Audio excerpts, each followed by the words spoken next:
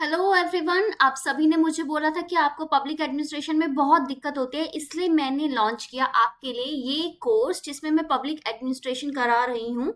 और अभी तक हम बहुत सारे टॉपिक डिस्कस कर चुके हैं, जैसे कि आपका पब्लिक मैनेजमेंट, पब्लिक एडमिनिस्ट्रेशन होता क्या है, इवोल्यूशन कैसे हुआ, classical organisation theory, scientific management theory, सब कुछ मैं करा चुकी हूँ। और अगर आपको नहीं पता तो मैं आपको बता दूं कि जैसे ही आप चैनल ये जो डिस्कवर स्टडी विद प्रीति बोरा है इसको सब्सक्राइब करेंगे, यहाँ पे आपको वीडियो सेक्शन में लेटेस्ट वीडियोस मिल जाएंगी जो भी मैंने सारी अपलोड करी है। और उसके साथ साथ एक और चीज बता दूं कि ये मेरा जब आप प्लेलिस्ट देखेंगे ना, तो UGC NET paper 2 political science का कंप्लीट कोर्स यहाँ पे अवेलेबल है। देखिए, आप देख सकते हैं यूनिट वाइज, जैसे political theory, western political thought, Indian political thought, हर एक यूनिट वाइज पूरा कोर्स यहाँ पे अवेलेबल है। और यहाँ पे कंप्लीट कोर्स की ये प्लेलिस्ट है जिसमें ऑलमोस्ट 104 वीडियो है और 105 वाली मैं शूट कर रही हूँ अभी फिलहाल। आज के इस वीडियो में हम कवर करेंगे ब्यूरोक्रेटिक थ्योरी, दैट मीन्स नौकरशाही जो सिद्धांत है उसके बारे में बात करेंगे। किसने ये थ्योरी दिया था, क्या इसके कैरेक्टरिस्टिक्स हैं, सिद्धांत प्रिंसिपल्स क्या है, वो सब देखेंगे। और ये भी देखेंगे कि फंक्शनलिस्ट थ्योरी जो है वो कैसे आई, वो ब्यूरोक्रेसी को सपोर्ट करती है कि या उसको क्रिटिसाइज करती है, या उसका समर्थन करती है या आलोचना करती है। अब ये हिंदी में क्यों बोला, क्योंकि हमारा सारा कंटेंट अगर मैं बताऊं तो बाइलिंगुअल है, इंग्लिश हिंदी लैंग्वेज में अवेलेबल है। और ताकि आप सब लोग समझ सकें और बहुत ही अच्छे से सारे एग्जाम्पल्स के थ्रू सारी थ्योरी समझाई जा रही है। और ये क्यों किया जा रहा है, क्योंकि पब्लिक एडमिनिस्ट्रेशन या फिर जो थ्योरी वाला पार्ट है ना यूजीसी नेट में या फिर कोई भी एग्जाम में, वो इतना कॉम्प्लिकेटेड मैनर में आ रहा है क्योंकि कंपटीशन बहुत ज्यादा बढ़ गया है। इस वजह से थ्योरीज को समझना ज्यादा इंपॉर्टेंट है। तो चलिए स्टार्ट करते हैं ब्यूरोक्रेसी से। तो ब्यूरोक्रेसी शब्द तो बचपन से सुना है। इवन जब हम देखते थे कि अंग्रेजों ने हम पे राज किया, ये किया वो किया, तो सिविल सर्विसेज का मेंशन हमने देखा है। तो ब्यूरोक्रेसी का मतलब क्या है, अगर चलो आप इतने ज्यादा बड़े नहीं होगे, हमारी एज इतनी ज्यादा नहीं होगी, ठीक है, मैं अपने आप को भी आप में ही काउंट करूंगी। तो आपने देखा होगा कि कुछ भी काम कराना हो, बिल्डिंग का परमिट बनाना हो, कोई भी लाइसेंस आपको लेना हो, ठीक है, कोई भी नए डॉक्यूमेंट आपको बनाने हो, ठीक है ना, तो हर एक के लिए आपको कभी ना कभी आपको कोई ना कोई पब्लिक एडमिनिस्ट्रेशन का सहारा लेना पड़ता है। और पब्लिक एडमिनिस्ट्रेशन क्या होता है मैं ऑलरेडी आपको समझा चुकी हूँ।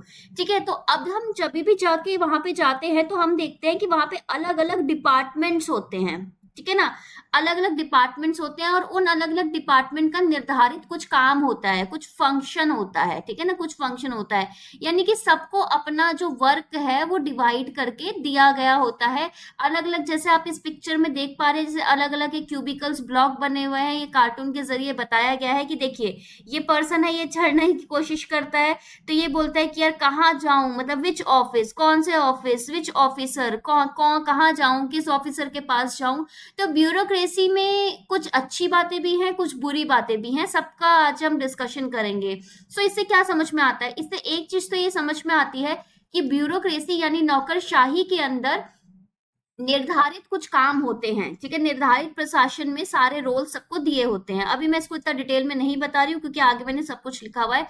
पहले जस्ट मैं आपको पिक्चर के थ्रू कुछ समझाना चाहती हूँ कि चलो देखो अलग अलग आपको ब्लॉक दिख रहे हैं। फिर सेकंड पिक्चर में आपको दिखाना चाह रही हूँ, देखो ये लेडी ये वॉक कर रही है यहाँ पे, ठीक है, ये लेडी वॉक कर रही है, लेकिन ये वॉक करते समय इन पे काफी सारे रिस्ट्रेंट्स हैं। रिस्ट्रेंट का मतलब क्या होता है, कुछ बंदिशें हैं। बंदिशें किस चीज की, ये अच्छी भी हो सकती हैं, ठीक है, और बुरी भी हो सकती है। अच्छी इन द सेंस मीन्स क्या पता इन पे जो रिस्ट्रेंट है वो कानून की हो, ठीक है, कानून यानी कि लॉ की हो। अगर लॉ की रिस्ट्रेंट है तो क्या वो सही है या गलत है, ये मुझे बताइए आप। और अगर नहीं है तो किस तरीके की रिस्ट्रेंट है। जब भी हमने ब्यूरोक्रेसी का शब्द सुना है तो हमने रिस्ट्रेंट के बारे में बात की है, हमने ऐसे ऐसे ऑफिस के बारे में बात की है, हमने ऐसे ऐसे बहुत सारे पेपर्स के बारे में बात की है कि पेपर पे पेपर, फाइल पे फाइल, इस तरीके की हमने बात की है कि देखिए ये पर्सन इधर आ रखा है, ठीक है, अब इस इधर इधर कितना लोड, ज्यादा लोड है, अब आपका नंबर कब आएगा, क्या होगा, ठीक है। हमने बहुत बार ऐसे एफिशिएंसी की बात की है, ठीक है। उसके अलावा हमने इस तरीके से बात की है कि चलो देखो अलग अलग लेवल है, देखो अलग अलग लेवल पे अलग अलग डिपार्टमेंट है। और इधर रूल के बेसिस पे, ये क्या है, हैंड क्या है, लॉ या फिर रूल, रूल के बेसिस पे निर्धारित किया गया है कि किसका क्या काम है, ठीक है, ये सारी चीजें जब हम ब्यूरोक्रेसी देखते हैं तो रोजमर्रा की चीजों में हमने देखा है। और ब्यूरोक्रेसी को हमने अपने सामने कैसे देखा है कि समझ लो कोई आईएएस है, आईपीएस है, कोई ऑफिस अगर गवर्नमेंट का देखा तो उनसे हमने बहुत इंटरेक्ट कर रखा है, गवर्नमेंट सर्वेंट्स वगैरह ये सारी चीजें हमने इंटरेक्ट कर रखा है और सारा ब्यूरोक्रेसी का पार्ट है।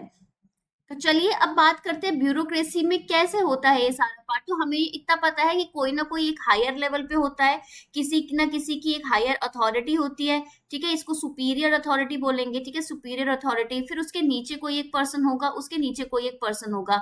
यानी कि इसमें जो सारा खेल है वो दो चीजों का मोस्ट प्रोबेबली है, वो है रिस्पॉन्सिबिलिटी, यानी कि कुछ ना कुछ जिम्मेदारी होगी पहला, और दूसरा अगर वो जिम्मेदारी होगी तो उससे संबंधित कुछ ना कुछ जवाबदेही होगी, यानी कि कुछ ना कुछ अकाउंटेबिलिटी होगी। ठीक है ना। एक बार मुझे बता देना मेरी राइटिंग आपको समझ में आ रही है कि नहीं, और अगर आपने अभी तक चैनल को सब्सक्राइब नहीं किया है, लाइक नहीं किया है वीडियो को, तो बहुत बेकार बात है, अभी के अभी कर लो और कमेंट्स में सारे डाउट्स वगैरह लिखो। और एक और चीज, जितने भी नोट्स वगैरह है ना, अगर आपको चाहिए तो उसके लिए आपको डिस्कवर स्टडी की ऐप डाउनलोड करनी पड़ेगी, जिसका लिंक मैंने डिस्क्रिप्शन में दे रखा है। यहाँ पे भी देखिए कि सब लोग ना कहीं कनेक्टेड है, ठीक है, सब लोग कहीं ना कहीं से कनेक्टेड है, एक साइकिल पूरा चले आ रहा है और साइकिल में हर किसी का कोई ना कोई काम है और कोई ना कोई किसी से डिपेंडेंट है। तो ब्यूरोक्रेसी की जब भी हम बात बोलते हैं तो हमारे सामने ये सारी चीजें, ये सारी इमेजेस हमारे सामने आती है।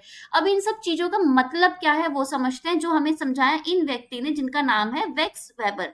मैक्स जो वेबर है, इन्होंने बताया कि ब्यूरोक्रेसी क्या है और क्यों, सबसे इंपॉर्टेंट क्यों जरूरी है वो पब्लिक एडमिनिस्ट्रेशन की एफिशिएंसी में। अभी हमने कल भी बात की थी, जब हमने साइंटिफिक मैनेजमेंट थ्योरी की थी, तो उसमें भी बात किया था कि पब्लिक एडमिनिस्ट्रेशन को कैसे एफिशिएंट बनाया जाए, उसको कैसे सक्षम, दक्षता उसकी कैसे बढ़ाई जाए, इसके बेसिस में साइंटिफिक मैनेजमेंट की बात हुई थी। तो हर एक पर्सन अपनी अपनी थ्योरी दे रहे थे कि किस तरीके से एफिशिएंसी की तरफ हमारा पब्लिक एडमिनिस्ट्रेशन जा सकता है।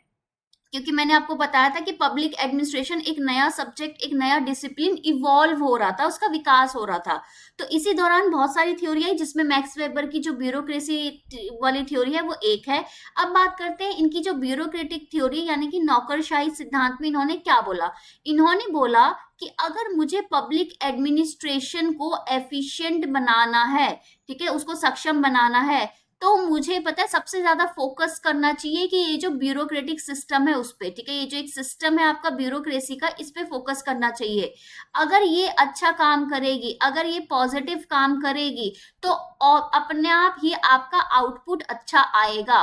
आउटपुट अच्छा आएगा मतलब क्या होगा कि जो आपका पब्लिक एडमिनिस्ट्रेशन किसके लिए था, पब्लिक एडमिनिस्ट्रेशन था पब्लिक वेलफेयर के लिए, ठीक है, पब्लिक पॉलिसी के लिए, ठीक है, उसके अलावा पब्लिक के, गवर्नमेंट के जितने भी अफेयर्स मैनेज करने हैं, इसको मैनेज करने के लिए ये सारी चीजें अच्छे से मैनेज होगी। इसका मतलब क्या है कि जो सर्विस डिलीवरी है, ठीक है, जो आपकी सर्विस डिलीवरी है, हर सर्विस डिलीवरी का मतलब जिस भी चीज के लिए आपने एक पर्टिकुलर डिपार्टमेंट बनाया है वो अच्छी होगी, वो अच्छी होगी। इसका मतलब क्या है, ओवरऑल डेवलपमेंट होगी। इतनी चीज समझ में आ रही है कि क्यों बोला गया, इसमें बोला गया कि अगर हमें ये सब चीजें करनी है तो उसके लिए हमें फोकस करना पड़ेगा ब्यूरोक्रेसी में। क्यों करना पड़ेगा, बिकॉज ब्यूरोक्रेसी कहीं ना कहीं उस समय पिलर, अभी भी होता है कि पिलर होता है आपका कोई भी चीज की इम्प्लीमेंटेशन का। अगर मैं एग्जीक्यूटिव की बात करूं, मैंने हमेशा से बताया है आपको कि पब्लिक एडमिनिस्ट्रेशन का जो एग्जीक्यूटिव वाली ब्रांच है, जो कि कानून को लागू कराती है,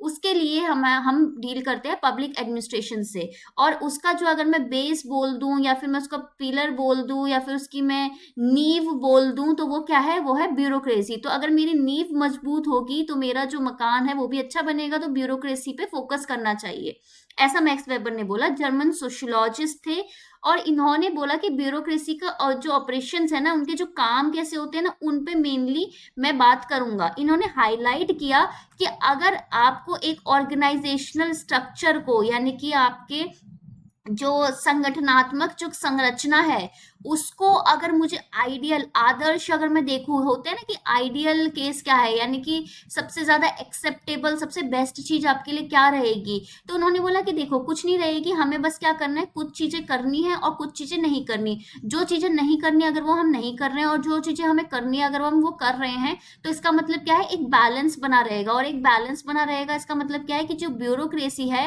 वो इफेक्टिवली आपका कुशलता पूर्वक ऑपरेट करेगी और एफिशिएंट एफिशिएंट होएगा आपका, ठीक है, आपका जो जितना भी पब्लिक एडमिनिस्ट्रेशन है वो बहुत अच्छे से चलेगा। अब इन्होंने ये सारी चीजों में क्या बताया कि क्या चीज अच्छे से होनी चाहिए, क्या नहीं होनी चाहिए।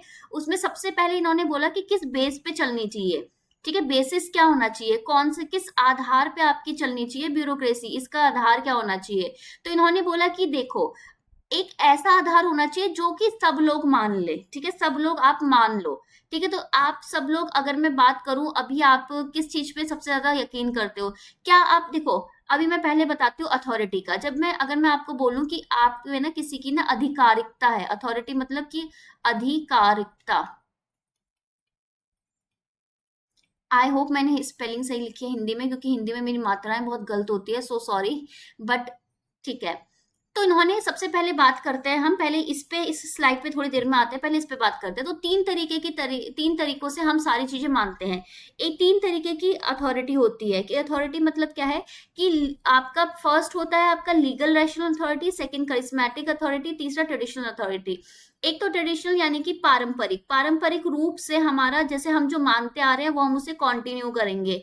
जैसे कि कुछ आपके कस्टम्स हो गए, ठीक है, कुछ काम करने के रूल्स हो गए, कुछ काम करने के प्रोसीजर हो गए। जैसे कि फॉर एग्जांपल अगर कहीं पे डेजर्ट है, डेजर्ट एरिया में हम ऑब्वियसली हम बात करते हैं ना, हम कैमल को पे हम ट्रांसपोर्टेशन करेंगे। वहीं अगर प्लेन एरिया होता है तो हम हॉर्स पे कर लेते हैं। वहीं अगर अगर आपका सी वाला एरिया तो हम शिप पे ट्रांसपोर्ट करते हैं। तो ये हमारा ट्रेडिशनल है कि जैसे जैसे जगह बढ़ेगी वहां पे सदियों से जो इन्वायरमेंट रहा है उस हिसाब से हम जो चीजें करते आ रहे हैं वो करेंगे। दैट इज ट्रेडिशनल अथॉरिटी, यानी कि बहुत समय से जो चीजें चलती आ रही है अगर हम उसे मान रहे हैं, जैसे कि मॉरल अथॉरिटी भी हो गई इसमें, ठीक है। जैसे कुछ मॉरालिटी के रूल हो गए कि भाई वुमेन की रिस्पेक्ट करनी चाहिए, तो सब लोग करते हैं, ये कहीं लिख नहीं रखा, बट हाँ सब करते हैं, बिकॉज ये कहीं ना कहीं एक प्रिंसिपल है, ये कहीं ना कहीं कस्टम है। ये ट्रेडिशनल अथॉरिटी है। अथॉरिटी यानी कि इसका हम, इस जो कथन है, ये जो मैं बोल रही हूँ कि औरतों की रिस्पेक्ट करनी चाहिए, इसका हम पे कोई ना कोई प्रभाव है, ये हम इसके हिसाब से काम करते हैं, ठीक है। क्यों करते हैं, क्योंकि ट्रेडिशनली हम करते आए हैं। दूसरा हो गया करिश्मेटिक अथॉरिटी। अब जैसे अब एक बार एग्जाम्पल देते हैं, जैसे मोदी जी हैं, ठीक है। मोदी जी की अगर मैं पॉपुलैरिटी बोलूं, अगर आप कोई भी चाहे उनको फॉलो कर रहा है या नहीं कर रहा या आलोचना कर रहा है, एक चीज तो है, करिश्मेटिक पर्सनालिटी तो है, ठीक है। एक कहीं ना कहीं लीडर के रूप में आपको डेफिनेटली दिखते हैं बहुत अच्छे, ठीक है। तो क्योंकि एक पर्सन एक करिश्मेटिक पर्सनालिटी है, अथॉरिटी है, इसलिए वो हमें जैसे डायरेक्ट करेंगे, जैसे बताएंगे कि भाई मेरे पे विश्वास रखो, मैं ये कानून बना रहा हूँ और मेरे मेरे पे भरोसा रखो, ये अच्छा है, तो हम उनको फॉलो करेंगे डेफिनेटली। ये होती है दूसरी तरीके की आपकी अथॉरिटी। एक जो तीसरे तरीके की अथॉरिटी होती है वो होती है लीगल रैशनल अथॉरिटी, जो कि बहुत ही सबसे, अगर मैं बोलूँ सबसे इंपॉर्टेंट है, क्योंकि इजीली एक्सेप्टेबल है। क्यों, क्योंकि फर्स्ट ऑफ ऑल किस पे आधारित है, ये लॉ, कानून पे आधारित है। देखो कानून पे आधारित है, और अगर मैं कानून बोलूं तो कानून सबके लिए बनता है, ठीक है ना, सबके लिए बनता है, इसलिए इस पे लोग मतलब बात करेंगे। ये तो हो गया लीगल। रैशनल का मतलब क्या हो गया, रैशनल का मतलब ये हो गया कि वही नॉलेज ट्रू है, मतलब वही चीजें ट्रू हैं, वही ट्रूथ है जिसके पीछे कोई ना कोई, नॉलेज के पीछे कोई ना कोई रीजन है, ठीक है, रीजन है, यानी कि तर्क संगतता बोलते हैं, ठीक है, तर्क है। जो चीज अगर जिसके पीछे आप रीजन दे पाओ, अगर आपको बोलो अच्छा ये नहीं ऐसा हुआ था, ऐसा हुआ था, आपने पूरा सच्चाई बता दिया, अच्छा ये रीजन था, तब आप उसको मान लेते हो ना। तो इन्होंने बोला, मैक्स वेबर ने बोला कि यार देखो, मेरी जो ब्यूरोक्रेसी है ना उसका आधार होगा लीगल रैशनल अथॉरिटी, यानी कि इस तरीके की अथॉरिटी जो कानून में लिखी हो और जिसके पीछे कुछ ना कुछ रीजन हो। जैसे कि फॉर एग्जाम्पल ब्यूरोक्रेसी में आईएएस क्या काम करेंगे, आईपीएस क्या काम करेंगे, आईएफएस क्या काम करेंगे, ये कानून में प्रॉपर रूल्स प्रोसीजर वगैरह लिखे होते हैं ना। अपने मन से तो आईपीएस आईएफएस वाला काम नहीं करेगा ना, और उनके पीछे उनकी जो ट्रेनिंग है वो भी इस तरीके से हुई रहती है रैशनैलिटी के बेसिस पे, कि अच्छा आपका काम ये है तो आपको ये चीजों की ट्रेनिंग दी जाएगी। जैसे आईएफएस की ट्रेनिंग अलग से, अलग जगह टाइप से होती है, ठीक है, और आपका आईपीएस की अलग टाइप से होती है, क्योंकि दोनों के कंसर्न और इश्यूज अलग अलग है। तो मैक्स वेबर ने बोला कि जो मेरी ब्यूरोक्रेसी है ना उसका आधार होगा लीगल रैशनल पावर, यानी कि ऐसी पावर जो कि आपका तर्क संगतता और आपकी कानूनी शक्ति पे आधारित होगी, ठीक है। इसका मतलब क्या है, अगर इन दोनों चीजों पे आधारित होगी तो दैट मीन्स क्या होगा, सब लोग इसे एक्सेप्ट करेंगे, ठीक है, क्योंकि लॉ के बेसिस पे चलते हैं। क्यों एक्सेप्ट करेंगे, क्योंकि लॉ में एक बहुत ही इंपॉर्टेंट होती चीज होती है कि इक्वालिटी की, सबके लिए कानून सेम होता है, किसी के लिए अलग नहीं होता। हाँ, कुछ ना कुछ आप बोलोगे कि मैम कुछ ना कुछ एक्सेप्शंस होते हैं, बट वो उसके कानून का पार्ट ही होते हैं, ठीक है ना। तो अगर ऐसे होगा तो उन्होंने बोला कि मोस्ट प्रोग्रेसिव आपका फॉर्म ऑफ ऑर्गेनाइजेशन निकल के आएगा। ये इंपॉर्टेंट क्यों है, ताकि हम जो अपनी कम्युनिटीज है, जो हमारी कंटेम्पररी कम्युनिटीज हैं, आपकी समकालीन जो आपके समुदाय हैं, उनको हम ऐसे ऑर्गेनाइज कर सके और अच्छे से गवर्न कर सके, ठीक है ना, उन पे शासन अच्छे से किया जाना चाहिए। इसलिए उन्होंने बोला कि आधार ये होगा, और मैं कुछ रूल्स दे देता हूँ। अब उन रूल्स को पहले पढ़ते हैं। उन रूल से पहले मैं एक फोटो आपके सामने प्रस्तुत करना चाहूंगी, ठीक है, उस पे फोकस करते हैं। तो पहले तो इन्होंने बोला कि मैक्स वेबर ने बोला कि जो मेरे प्रिंसिपल्स है ना, वो बेसिकली 6 प्रिंसिपल्स हैं, ठीक है। इसमें आई थिंक फोटो में 5 है, चलो मैं लेकिन आपको बता देती हूँ। और इन प्रिंसिपल्स का भी एक आधार है, इन प्रिंसिपल्स का भी एक बेसिस है। वो बेसिस क्या है? फर्स्ट है प्रोफेशनलिज्म, यानी कि ऐसा नहीं है कि मेरे को शौक चढ़ रहा है और मैंने ब्यूरोक्रेसी ज्वाइन कर ली, ठीक है, मैं अपने शौक पे बेसिस पे नहीं ब्यूरोक्रेसी ज्वाइन करूंगी। और दूसरा है आपका रैशनलाइजेशन, ठीक है। सो बेसिकली ब्यूरोक्रेट्स जो भी होंगे उनमें दो चीज होनी चाहिए, प्रोफेशनलिज्म। इसका मतलब क्या है कि उनको वो अपने अपने क्षेत्र में स्किल्ड हो, ठीक है, उनके पास लीगल आपका परमिट हो वो पर्टिकुलर पोजीशन लेने का, उनके पास सारे स्किल, टेक्निकल बोल दो या फिर नॉलेज, थ्योरेटिकल, सारे स्किल होने चाहिए, प्रोफेशनल होना चाहिए, पूरा सारी चीजें होनी चाहिए जिससे वो अपना काम सुचारू रूप से, अच्छे रूप से कर सके। रैशनलाइजेशन का मतलब क्या होता है कि मेरा जो ब्यूरोक्रेसी का जो ऑर्गेनाइजेशन है, उसका जो आधार है, उसका जो बेसिस है, वो क्या होएगा? वो होगा रीजन, यानी कि तर्क, तर्क के बेसिस पे कि आप ये काम करोगे क्योंकि इसके पीछे ये रीजन है। और ऑब्जेक्टिविटी, ऑब्जेक्टिविटी यानी कि उद्देश्य, गोल के बेसिस पे, ऐसा नहीं कि भाई आप, ठीक है, इन दोनों के बेसिस पे आप काम करोगे, ठीक है, इमोशन के बेसिस पे आप काम नहीं करोगे, पर्सनल आपके कुछ किसी से सगे संबंधी है इस बेसिस पे आप काम नहीं करोगे, ठीक है, और आर्बिट्रेरीनेस के बेसिस पे आप काम नहीं करोगे, ठीक है। इसका आधार ये है सबसे पहले। अब मैंने हर एक चीज ध्यान से देखना, मैं हर एक चीज के आधार बता रही हूँ। सबसे पहले मैंने बताया कि ब्यूरोक्रेटिक थ्योरी का आधार क्या है, थ्योरी में जो प्रिंसिपल दिए हैं उसका आधार क्या है, फिर मैं प्रिंसिपल्स पे आ रही हूँ, ठीक है।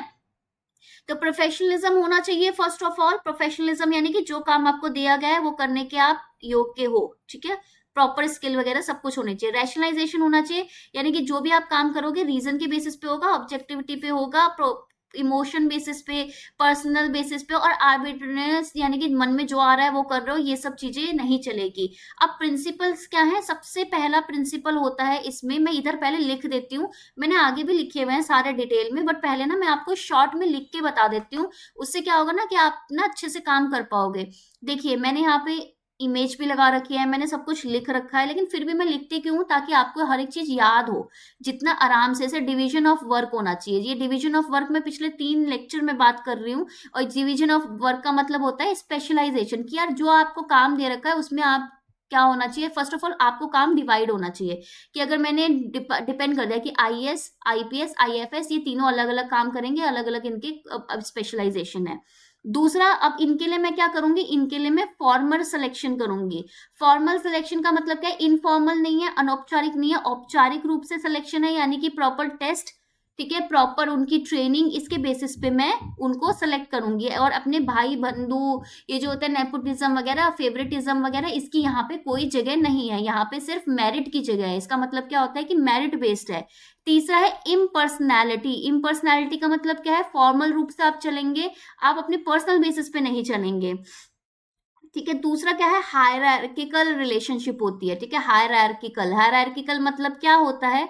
हायरार्किकल अथॉरिटी होती है। इसका मतलब क्या होता है? अभी मैंने एक इमेज दिखाई थी आपको स्टार्टिंग में, दिस, एक बॉस, फिर उसके नीचे दूसरा डिपार्टमेंट, फिर उसके नीचे दूसरा डिपार्टमेंट, इस तरीके से चलता है और प्रॉपर कम्युनिकेशन होता है। मैंने कम्युनिकेशन पे ऑलरेडी क्लास ले रखी है, स्केलर चेन वगैरह ऑलरेडी बता रखा है।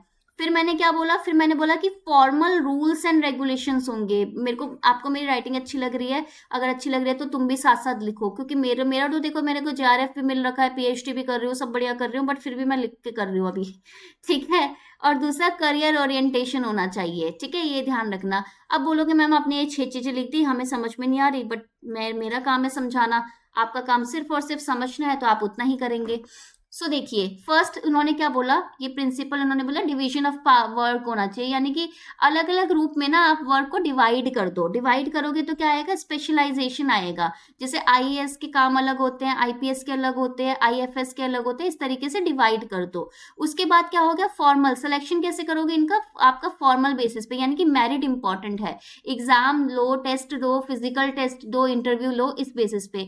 इम्पर्सनैलिटी होना चाहिए, बेसिकली आप अपने इमोशंस वगैरह, मतलब रीजन के बेसिस पे आप इनको देखोगे, ठीक है, इनका वो जो सूट करना चाहिए सारी चीजें। चौथा क्या है, हायरार्किकल आपका अथॉरिटी होनी चाहिए, यानी कि कहीं ना कहीं एक तरीके से सुपीरियर और उसके नीचे इस तरीके से आपका रिलेशनशिप होगी इसमें।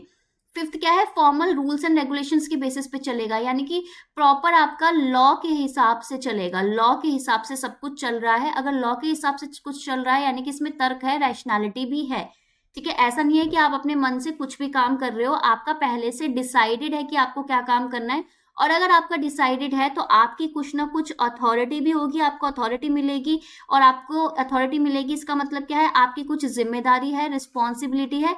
और उसके बदले में आपको क्या देनी है, उसके बदले में आपको देनी है अकाउंटेबिलिटी। मैंने बताया था ना अकाउंटेबिलिटी कैसे देते हैं, पूरा लाइन ऑफ कम्युनिकेशन का लास्ट टू लास्ट लेक्चर में। जिसने नहीं देखा वो लेक्चर सारे देख लें, ठीक है।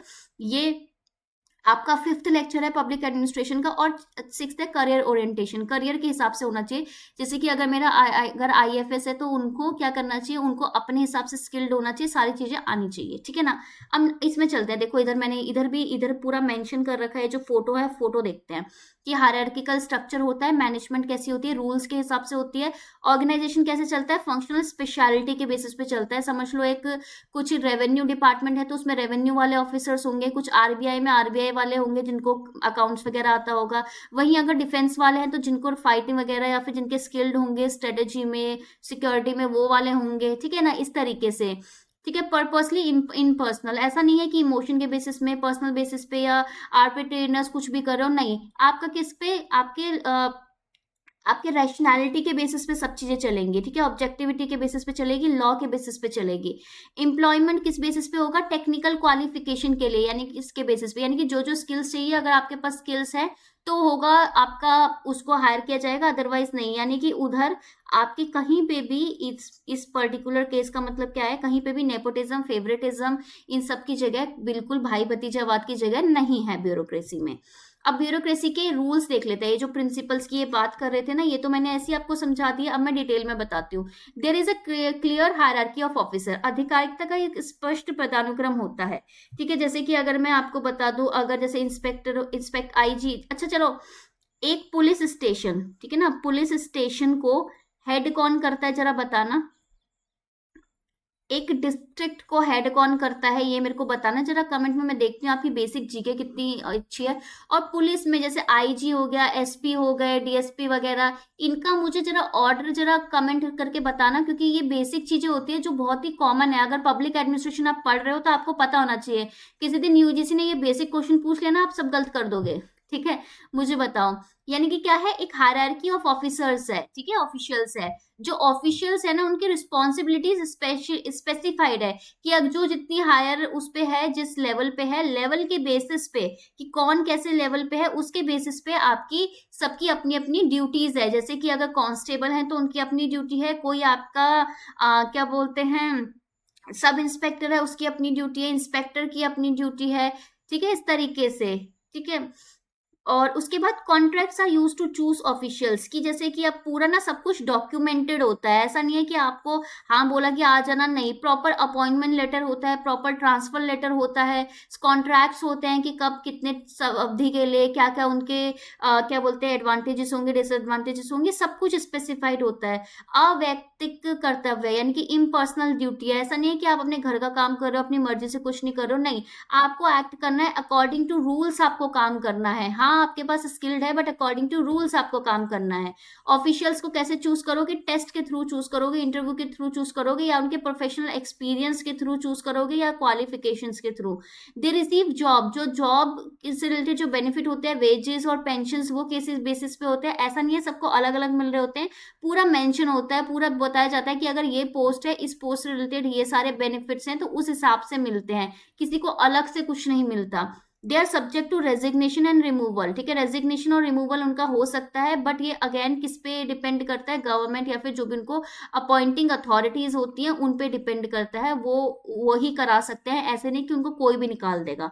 वर्क ऑफ द ऑफिशियल्स, उनको रेट किया जाता है कि कौन कितना काम कर रहा है, कैसे कर रहा है, क्या उसने सही किया क्या गलत किया, एंड उसके बेसिस पे उनके रिवॉर्ड्स एंड पनिशमेंट्स होते हैं। प्रमोशन, इन्होंने बोला कि जो प्रमोशन होता है वो फिजिबल किस बेसिस पे होगा, मेरिट पे ही होगा, सीनियोरिटी पे होगा, यानी कि आपका योग्यता, वरिष्ठता और वरिष्ठ ओपिनियन ऑफ सुपीरियर्स, यानी कि जो आपके सुपीरियर्स हैं उनका क्या मानना है, डिजर्विंग हो या नहीं हो, उनकी रिकमेंडेशन के बेसिस पे होगा। यानी कि ब्यूरोक्रेटिक थ्योरी में आप एक चीज देख रहे हो कि जो लोग काम कर रहे हैं ना, फर्स्ट ऑफ ऑल उन पे फोकस किया जा रहा है और लोगों को एक स्ट्रक्चर में ढाला जा रहा है। स्ट्रक्चर कैसा है, वो स्ट्रक्चर का बेस है लॉ, लीगल है और आपका रैशनल है। इस स्ट्रक्चर में उनको ढाला जा रहा है कि वो जो डिसीजन ले रहे हैं वो स्ट्रक्चर के बेसिस पे ही लेंगे। इतना चीज समझ में आ रही है, ब्यूरोक्रेटिक थ्योरी ने ये किया। ऑफिशियल्स जो रिजाइन करते हैं उनका पोजीशन और रिसोर्सेज से कोई लेना देना नहीं है। ऐसा नहीं है कि आपको एक बंगला समझ लो 3 BHK फ्लैट मिला हुआ है क्योंकि आप एक पर्टिकुलर पोजीशन में हो, तो इसका मतलब नहीं है कि आपने छोड़ दिया तो वो आपका हो गया, ठीक है। वो डिपेंड करता है कि उन क्या आपको पर्क्स एंड पनिशमेंट्स मिलेंगे, ठीक है। और ही इज सब्जेक्ट, वो एक रिप्रेजेंटेटिव ही है बस, ठीक है ना, ही इज सब्जेक्ट। यानी कि सपोज अगर एक IAS है, ठीक है, उन्होंने अपने डिस्ट्रिक्ट की बात की, यार डिस्ट्रिक्ट में ना इतना कोयला है, समझ लो कोई कोल माइन है और इस माइन का ना ये होना चाहिए, तो ऐसा नहीं है कि ये कोल माइन इनकी एक पर्सनल प्रॉपर्टी है, नहीं, वो रिसोर्सेज उनकी पर्सनल प्रॉपर्टी नहीं है, लेकिन इससे संबंधित जरूर है क्योंकि ये रिसोर्सेज को वो क्या कर रहे हैं, रिप्रेजेंट कर रहे हैं, यानी कि प्रतिनिधित्व कर रहे हैं इन रिसोर्सेज का, बिकॉज इनकी ये क्या है, इनकी ये रिस्पॉन्सिबिलिटी है। ये चीज समझ में आई, पर्सनल कुछ रिसोर्सेज नहीं है बट उनका प्रतिनिधित्व करते हैं, इसलिए वो रिस्पॉन्सिबिलिटी होती है, इसलिए उसको रिप्रेजेंट कर सकते हैं। अच्छा, हर किसी का सिंगल सिस्टम ऑफ सुपरविजन है, ऐसा नहीं है कि इस IAS का अलग, किसी और का अलग, या पनिशमेंट का अलग सिस्टम होगा, नहीं।